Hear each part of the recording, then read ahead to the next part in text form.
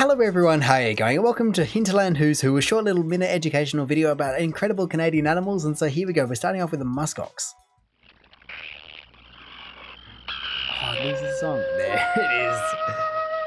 Look at that. The Eskimos call it omingmuk, the bearded one. We know it as the muskox, although it is related to sheep and goats.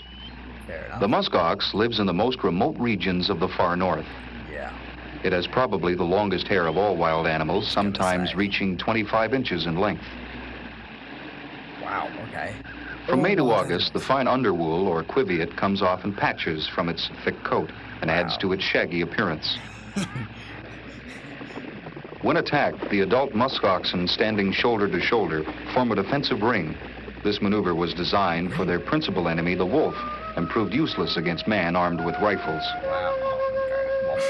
The muskox, once brought to near extinction, is now a carefully managed species.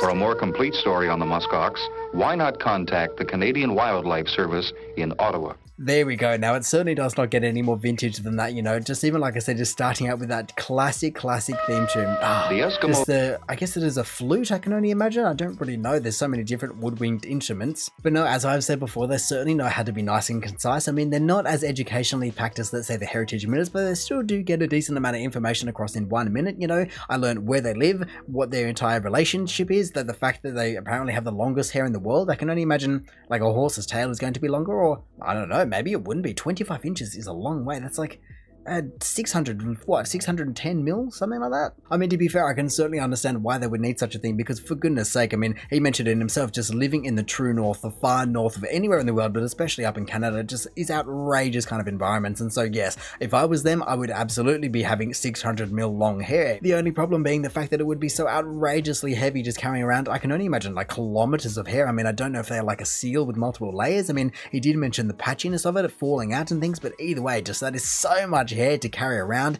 in freezing conditions. I understand why you need it, but it's still just going to use so much energy to carry around, and I can only imagine there's not that many things that are growing up there, and so it's kind of a give and take situation. However, on a different note, I do quickly want to talk about the fact that he said that they were no match for man armed with rifle. Like, that sentence sums the entire thing up. It is a rifle. It's not really from this planet in terms of what these animals are concerned with, and so that's not really a very fair comparison. I don't think there was any animal on Earth that when hit with a precise strike to wherever that may be is going to be able to survive it, and so I don't particularly know what he's getting at there. Either way, it's impressive that they have learned to survive in that kind of environment, fend off wolves for themselves, and really just, I guess, survive the impossible.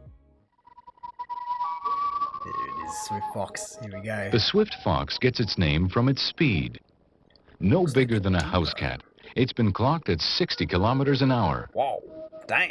In the 19th century, the swift fox was common across the shortgrass prairie. Right. Look at him. Today, it is officially extinct in Canada, wiped out by poisoning, trapping, and loss of habitat. Oh. Wow.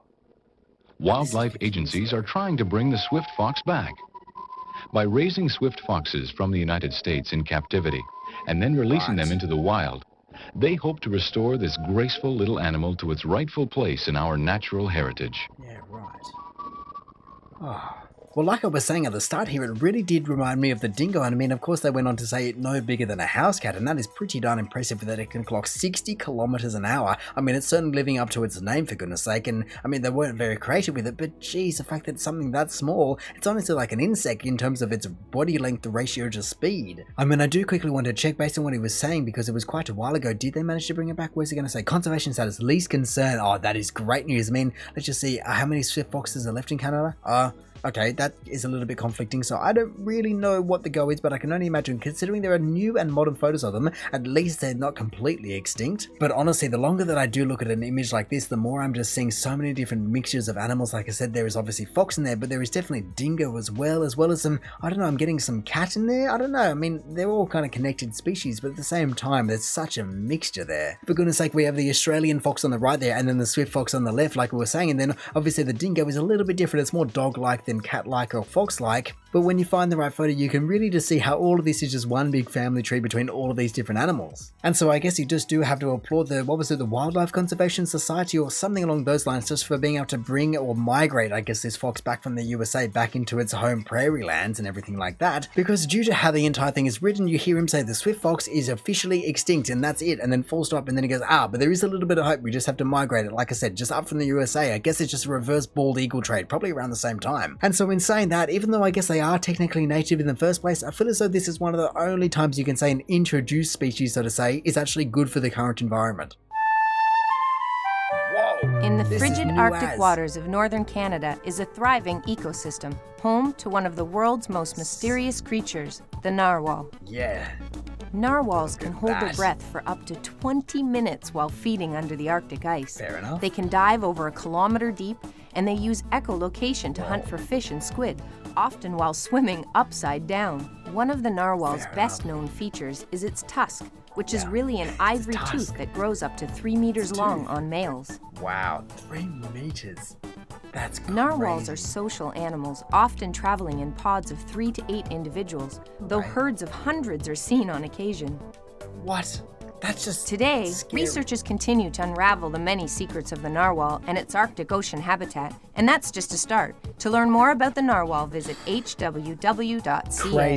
Crazy animal. Just the fact that, like they said, they can grow up to a 3 meter long tooth, tusk, or whatever the hell you want to call it. Just the fact that that's a thing that grows out of your head and you have to somehow manage that. I mean, honestly, it's only an animal that could ever live in the water, because if you would have had to swing that thing around, just let's say there's a tree, you would just collect it or it'd get broken off in so many different places. But hey, once again, they were very effective in communicating so much different information. The fact that they can just dive a kilometer deep, like that is a long way compared to some things. I would love to know how deep that is, or surely they have to be up there in ranking. Wow, actually they are completely outclassed by so many different other types of whale, like the sperm whale for 90 minutes at 2 kilometers. That's just ridiculous, and showing off 130 minutes, 222 minutes. I mean, I guess by the time you get down there, you certainly need to be holding your breath, but 3 kilometers holding your breath, kind of just conserving oxygen for how long is that? Nearly 4 hours? I mean, I guess to be fair, they just don't have a massively long tooth, up to 3 meters. I still can't believe it is that long, because in all of these photos, that is nowhere near 3 meters, unless those narwhals are, what, like 15 or so. Either way, the fact that these things can just grow out of their head, I can only imagine it's not out of their mouth, because they did say tooth, but then they also said tusk. But no, once again, Mother Nature just has to come out and deliver us such an incredible animal. You know, we look at, let's say, Star Wars, and you go, oh, that's just a weird alien animal. And then honestly, you look at Earth and you go, hang on a second, they're basically all one and the same. It's just what bits and what boxes were ticked. As so many of the animals that we have seen today, or even previously, are just instantly transferable. You know, take the muskox, for goodness sake. That is just a Star Wars character in the making, or basically already made, let alone this guy. Like, they're just insane characters that just exist in real life, and so that's the incredible thing. I mean, I'm sad that I didn't learn anything about kind of its call, but even just the fact, the specs on this thing, the fact that it can swim fast with it, awesome tusk down to a kilometer, let alone the fact that they are a pack animal that usually travel up to 8 but can travel up to hundreds at a time. And so honestly, can you imagine just a wall of narwhals just streaming at you? You would honestly just sign your will and just wish everyone goodbye at that point. It would be the scariest thing in your life. The sweet sounds. Chipmunk, here we go. Give it to him. Give me the specs. Chipmunks are the smallest members of the squirrel family. Oh, fellas. They're found in most parts of North America and Asia. Fallen logs, tree stumps, piles of brush or rock provide good homes. Yes. When you're little. Look. It's just such a... Oh. I wonder how Seeds big are the they main source of food, and much of a chipmunk's daily activity is spent in collecting them. Right. When the cheek pouches are full, the chipmunk stores the seeds in its nest, or caches them on the ground, covering them with leaves and other litter. Interesting. I've never For a heard more that. complete story on the chipmunk, why not contact the Canadian Wildlife Service in Ottawa? I wonder if the Canadian Wildlife Service is still a thing in its form of the current form in these videos. I mean, I would never be able to call it because it would cost me about, I don't know, way too much money, but at the same time, do they have all of these data just still on lock? Because, like I said, I've never even heard of the fact that they store them under leaves. It is obviously a very classic thing for a chipmunk just to be completely swollen, filled to the brim just with nuts in its mouth, but no, I've never heard the fact that they just go around making piles or stashes or whatever you want to call them, and then covering them with leaves. It makes so much more sense than just storing it in your mouth. I mean, I guess it's kind of the most protective way, but come on, you can't store an entire winter or however long you need them to just in your mouth. But hey, even though I have never seen one of these guys, or at least I don't believe I've ever seen one of these guys, like you said, they generally inhabit, what was it, North America, and actually surprisingly Asia. I've never heard of that before. I don't know where or how, or I don't know, I've never seen it in film or anything like that. Either way, I can just tell that these guys are just super cute, just running around the forest and all these different places, just making a home, like you said, out of nothing. They're so small, I don't really know how small. I can only imagine,